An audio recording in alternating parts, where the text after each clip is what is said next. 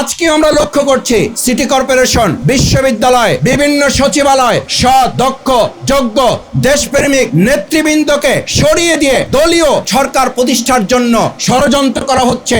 জনগণ অত্যন্ত ঘৃণার সাথে এই সমস্ত পরিকল্পনাকে প্রত্যাখ্যান করতে চায়। কথা ছিল সবার আগে বাংলাদেশ, সবাই মিলে বাংলাদেশ। যদি তাই হয় তাহলে সৎ অফিসারদেরকে সরিয়ে দিয়ে, সৎ শিক্ষাবিদদেরকে সরিয়ে দিয়ে, আদর্শ, যোগ্য, দক্ষ, দেশপ্রেমিক অফিসারদেরকে সরিয়ে দিয়ে একটা সবাই মিলে বাংলাদেশ, সবার আগে বাংলাদেশ গঠিত হতে পারে না। আমরা লক্ষ্য করছি আমাদের বিচারের জায়গাগুলো আস্তে আস্তে সংকুচিত করা হচ্ছে। যারা সুন্দর সুষ্ঠু বিচার করছিলেন সেই জায়গাগুলো সরিয়ে দিয়ে দলীয় লোক বসানো হচ্ছে, আপত্তি নাই। তো এই লোক বসানোর সাথে সাথে একের পর এক বিচারের নামে মামলায় যাদের যাহারে নাম আছেন, হত্যা মামলার আসামি, তারা এই সরকার প্রতিষ্ঠিত হয়ে যাওয়ার পর কি করে 3 দিনের মাথায়, 4 দিনের মাথায়, 5 দিনের মাথায় জামিন পেয়ে যায়। এটা রীতিমতো জুলাই শহীদদের প্রতি বিশ্বাসঘাতকতা ছাড়া আর কিছু হতে পারে না।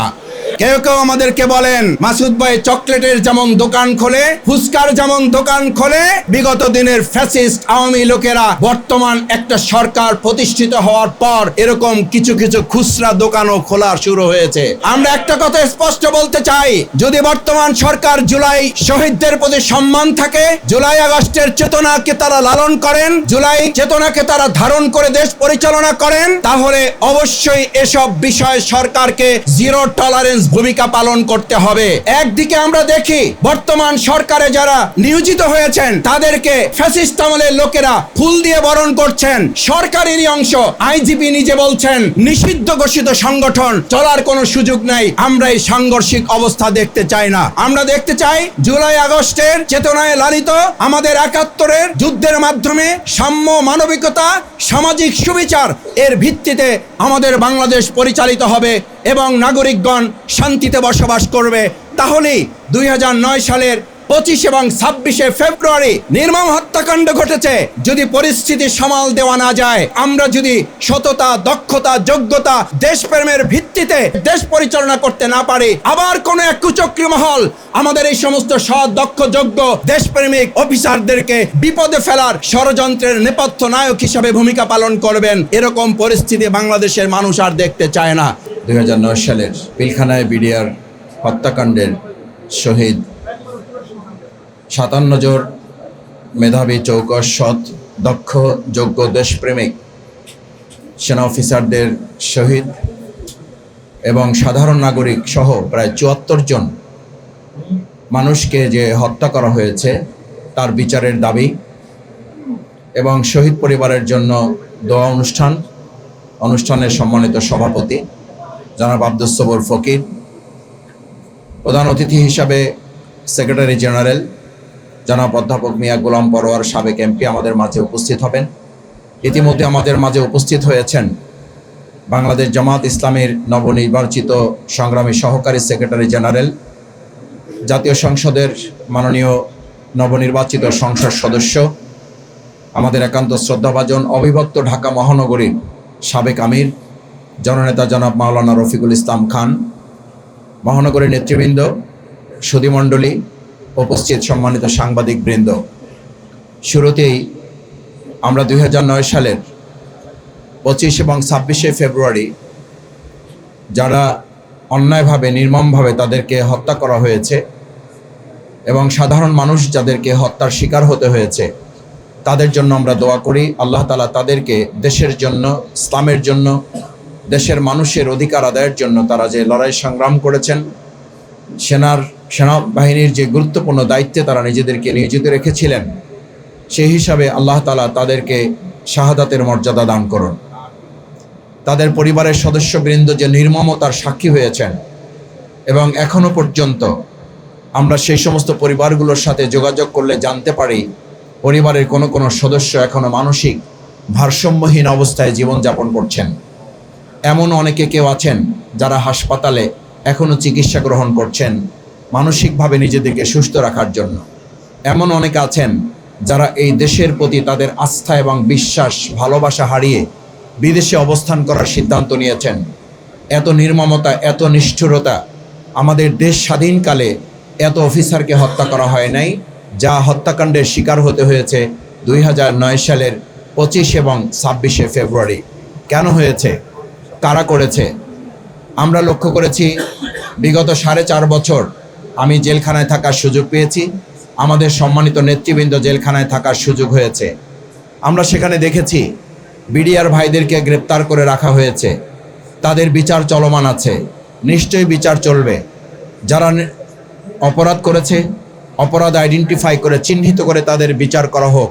কিন্তু আমরা এটাও জেনেছি, কারো কারোর সাথে কথা বলে আমাদের কাছে মনে হয়েছে শুধুমাত্র বিচারের নামে বহু বিডিআর সদস্যদেরকে মাসের পর মাস, বছরের পর বছর অন্যায়ভাবে বিচার সম্পন্ন না করে তাদের পরিবারগুলোকেও এবং ব্যক্তিদেরকেও, বিডিআরদেরকেও ধ্বংস করে দেওয়ার আরেকটা চক্রান্ত করা হয়েছে বলে তাদের সাথে কথা বলে আমাদের কাছে মনে হয়েছে।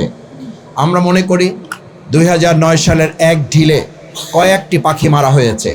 প্রথমত সেদিন 9 সালে এই হত্যাকাণ্ডের মধ্য দিয়ে 2014 সাল, 2018 সাল, 2024 সালের রাত্রিকালীন ভোট, আমি এবং ডামির ভোট এবং জনগণহীন এক ভোট সম্পন্ন করার জন্য দেশপ্রেমিক সেনাবাহিনীর সদস্যদেরকে হত্যাকাণ্ডের মাধ্যমে তারা তা সম্পন্ন করতে চেয়েছিলেন এবং কিছু কিছু ক্ষেত্রে তারা সফলও হয়েছিলেন। সম্মানিত সুধীমণ্ডলী, সাংবাদিক বন্ধুগণ, আমরা প্রতিহিংসা চাই না, কিন্তু আমরা সমঝোতাও চাই না। কিন্তু আমরা লক্ষ্য করছি বিচারের নামে কোনো ক্ষেত্রে প্রতিহিংসার রাজনীতি করা হচ্ছে, আবার কোনো ক্ষেত্রে পছন্দ মতো সমঝোতারও একটা রাস্তা বের করার চেষ্টা দেশি বিদেশি ষড়যন্ত্রের মাধ্যমে কেউ কেউ বাস্তবায়ন করছেন। আমাদের কথা পরিষ্কার, নো সমঝোতা, সমঝোতার কোনো আপোষের কোনো বিষয় নেই। আবার একই সাথে প্রতিহিংসা পরায়ণ হয়ে নির্দোষ কোনো ব্যক্তিকে বিচারের আওতায় নিয়ে এসে অন্যায়ভাবে তার প্রতি বিচার প্রয়োগ করাটাও এই 2009 সালের 25 এবং 26 ফেব্রুয়ারি ঘটনায় সংগঠিত হতে পারে না। তৃতীয়ত আমি যে কথাটি পরিষ্কার করে বলতে চাই, সম্মানিত সাংবাদিকবৃন্দ, আমার ভাই এবং বন্ধুগণ, আমরা 2009 সালের 25 এবং 26 ফেব্রুয়ারি এই ঘটনায় আসলে বিডিআর এবং আমাদের পরস্পর বিডিআরকে মুখোমুখি করা হচ্ছে। এটি কোনো অংশে যদি সত্য হয়ে থাকে, প্রতিবেদন সরকার গঠন করেছিল, তারা সেদিন তাদের পক্ষ থেকে কমিটি নির্ধারণ করেছিল। কিন্তু এটা তো সত্য যে এই বিডিআরদেরকে কোনো একটা জায়গা থেকে তাদেরকে উস্কানি দিয়ে তাদের নেপথ্যে থেকে সেই সময় যারা ভূমিকা পালন করেছেন, কুশীলব হিসাবে যারা কাজ করেছেন, নেপথ্যে থেকে যারা ভূমিকা পালন করেছেন, সেই সময়ের তৎকালীন প্রধানমন্ত্রী শেখ হাসিনা কোনোভাবেই এই দায় এড়াতে পারেন না। কোনোভাবেই তৎকালীন সেই সময়ের পার্শ্ববর্তী এলাকার আওয়ামী লীগ নেতা শেখ তাপস কোনোভাবেই তিনি তার দায়িত্ব এড়াতে পারেন না। নানক কোনোভাবেই আওয়ামী লীগের নেতা, যিনি সমাধানের নামে মূলত সেদিন একটা নাটক মঞ্চস্থ করেছিলেন, কোনোভাবেই তিনি দায় এড়াতে পারেন না। আমরা পরিষ্কার মনে করি এই বিডিআরদেরকে বছরের পর বছর আটকে রেখে বিচারের নামে কোনো ক্ষেত্রে যেমন টালবাহানা করা হচ্ছে, একটা পরিবার ধ্বংস করে দেওয়া হয়েছে, একদিকে সেনাবাহিনীর চৌকস সেনা সদস্যদেরকে হত্যা করা হয়েছে, শহীদ করা হয়েছে, আর একদিকে আমাদের সীমান্তরক্ষী বাহিনী যারা জীবন বাজি রেখে, একটা সময় আমরা শুনতাম জনগণ বলতো রৌমারী সীমান্তে আমাদের পার্শ্ববর্তী রাষ্ট্রের বিএসএফকে যারা জীবন বাজি রেখে জনগণকে সাথে নিয়ে নারায়ে তাকবীর আল্লাহু আকবার স্লোগানের মধ্য দিয়ে সীমান্ত পাহারা দেওয়ার এক উজ্জ্বল দৃষ্টান্ত স্থাপন করেছিল। সেদিনই নাকি তারা সিদ্ধান্ত নিয়েছিল এরকম বিডিআর যদি থাকে তাহলে বাংলাদেশের মতো প্রত্যেকটা ইঞ্চি মাটি বাংলাদেশ সংরক্ষণ করবে। কেউ এখানে দাদাগিরি, কেউ এখানে বাবুগিরি, কেউ এখানে রক্তচক্ষু দেখিয়ে আমাদের উপরে তারা প্রভাব বিস্তার করতে পারবে না। সেদিনের প্রতিশোধের অংশও নাকি এই 2009 সালের 25 এবং 26 ফেব্রুয়ারি। আমরা একটা কথা পরিষ্কার বলতে চাই, আমাদের এই বাংলাদেশের বর্তমান 2024 জুলাই আগস্টের তরুণ যুবক ছাত্র জনতা সমস্ত মানুষ রাস্তায় নেমে ঘোষণা দিয়েছিল দিল্লি না ঢাকা, ঢাকা ঢাকা। সুতরাং এই প্রশ্নে আমরা পরিষ্কার বলতে চাই, শুধু একটা রাষ্ট্র নয়, আমাদের বাংলাদেশের বাইরে আমাদের সব বন্ধু থাকবে, আমাদের কোনো প্রভু থাকবে, এরকম বাংলাদেশ যেন আর কেউ কল্পনা না করেন। সুতরাং সেই জায়গায় 2009 সালের 25 এবং 26 ফেব্রুয়ারি যাদেরকে হত্যা করা হয়েছে, আমরা আশা করি বর্তমান অধিষ্ঠিত সরকার এই ব্যাপারে অগ্রাধিকার ভিত্তিতে যত হত্যাকাণ্ড হয়েছে তার মধ্যে এটা চাঞ্চল্যকর একটা হত্যাকাণ্ডই শুধু নয়, এটা বাংলাদেশের জন্য স্পর্শকাতর একটা বিচারের ব্যবস্থা।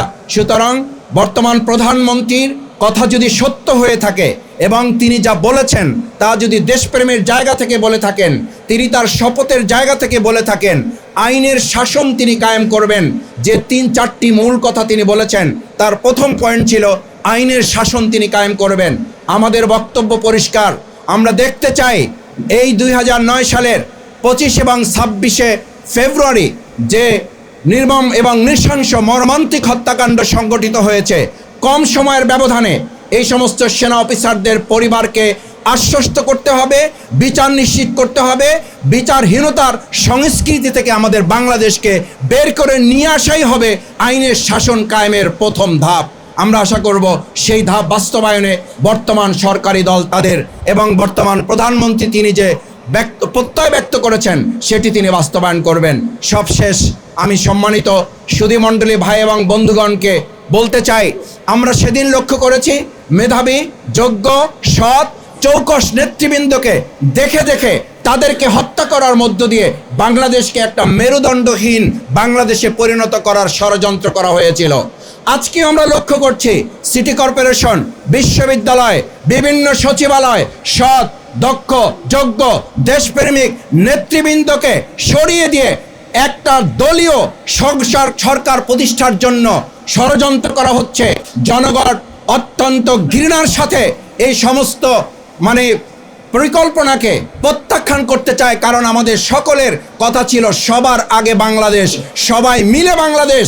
যদি তাই হয় তাহলে সৎ অফিসারদেরকে সরিয়ে দিয়ে, সৎ শিক্ষাবিদদেরকে সরিয়ে দিয়ে, আদর্শ, যোগ্য, দক্ষ, দেশপ্রেমিক অফিসারদেরকে সরিয়ে দিয়ে একটা সবাই মিলে বাংলাদেশ, সবার আগে বাংলাদেশ গঠিত হতে পারে না। এটা বক্তব্যের সাথে সম্পূর্ণ সাংঘর্ষিক।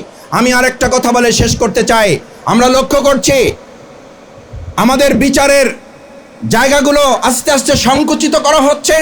যারা সুন্দর সুষ্ঠু বিচার করছিলেন সেই জায়গাগুলো সরিয়ে দিয়ে দলীয় লোক বসানো হচ্ছে, আপত্তি নাই। কিন্তু এই লোক বসানোর সাথে সাথে একের পর এক বিচারের নামে মামলায় যাদের এজাহারে নাম আছেন, হত্যা মামলার আসামি, তারা এই সরকার প্রতিষ্ঠিত হয়ে যাওয়ার পর কি করে 3 দিনের মাথায়, 4 দিনের মাথায়, 5 দিনের মাথায় তারা জামিন পেয়ে যায়, এটা রীতিমতো জুলাই শহীদদের প্রতি বিশ্বাসঘাতকতা ছাড়া আর কিছু হতে পারে না।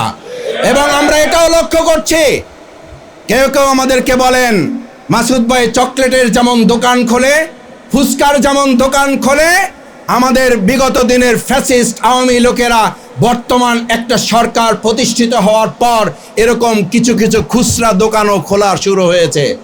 আমরা একটা কথা স্পষ্ট বলতে চাই, যদি বর্তমান সরকার জুলাই শহীদদের প্রতি সম্মান থাকে, জুলাই আগস্টের চেতনাকে তারা লালন করেন, জুলাই চেতনাকে তারা ধারণ করে দেশ পরিচালনা করেন, তাহলে অবশ্যই এসব বিষয়ে সরকারকে জিরো টলারেন্স ভূমিকা পালন করতে হবে। আমরা জানি না, একদিকে আমরা দেখি বর্তমান সরকারে যারা নিয়োজিত হয়েছেন তাদেরকে সেই ফ্যাসিস্ট আমলের লোকেরা ফুল দিয়ে বরণ করছেন, আর একদিকে সরকারেরই অংশ আইজিপি নিজে বলছেন একটা নিষিদ্ধ ঘোষিত সংগঠন চলতে পারে না, চলার কোনো সুযোগ নাই। আমরা এই সাংঘর্ষিক অবস্থা দেখতে চাই না। আমরা দেখতে চাই জুলাই আগস্টের চেতনায় লালিত আমাদের ৭১-এর যুদ্ধের মাধ্যমে সাম্য, মানবিকতা, সামাজিক সুবিচার এর ভিত্তিতে আমাদের বাংলাদেশ পরিচালিত হবে এবং নাগরিকগণ শান্তিতে বসবাস করবে। তাহলেই ২০০৯ সালের ২৫ এবং ২৬শে ফেব্রুয়ারি যে নির্মম হত্যাকাণ্ড ঘটেছে, আমি মনে করি যদি পরিস্থিতি সামাল দেওয়া না যায় এবং আমরা যদি সততা, দক্ষতা, যোগ্যতা, দেশপ্রেমের ভিত্তিতে আমাদের দেশ পরিচালনা করতে না পারি, আবার কোনো এক কুচক্রী মহল আমাদের এই সমস্ত সৎ, দক্ষ, যোগ্য, দেশপ্রেমিক অফিসারদেরকে বিপদে ফেলার ষড়যন্ত্রের নেপথ্য নায়ক হিসাবে ভূমিকা পালন করবেন। এরকম পরিস্থিতি বাংলাদেশের মানুষ আর দেখতে চায় না। তাই আসুন, আমাদের ২০০৯ সালকে সামনে রেখে যদি আবার ১৭ বছরের সেই পিছনের বাংলাদেশে আমরা ফিরতে না চাই, অবশ্যই আমাদের সৎ, দক্ষ, যোগ্য সেনা, আমাদের যারা দেশপ্রেমিক অফিসার তাদেরকে দিয়ে বাংলাদেশ পরিচালনায় ভূমিকা পালন করতে হবে। আমি প্রধানমন্ত্রীর শেষ শব্দটি বলে বক্তব্য ইতি টানতে চাই। তিনি তার 3টি মৌলিক বক্তব্যের মধ্যে এটাও বলেছিলেন, প্রশাসনে দক্ষতা, যোগ্যতা, সততা হবে অগ্রাধিকারের ভিত্তি। আমরা তার কথার সাথে বাস্তবতার মিল দেখার জন্য আরও কিছুদিন এদেশের জনগণ অপেক্ষা করতে চায়। সেই অপেক্ষার কথা জানিয়ে আবারও আপনাদেরকে ধন্যবাদ জানিয়ে আমাদের শহীদদের দোয়া করে তাদের আল্লাহ তাআলা জান্নাত দান করুন, তাদের পরিবারের প্রতি সমবেদনা জ্ঞাপন করে বিডিআরের মধ্যে যারা নিরপরাধ নির্দোষ তাদের বিচার শেষ করে দ্রুত তাদেরও মুক্তির ব্যবস্থা করার অনুরোধ জানিয়ে আমার কথা শেষ করছি। আল্লাহ হাফেজ। আসসালামু আলাইকুম রহমতুল্লাহ।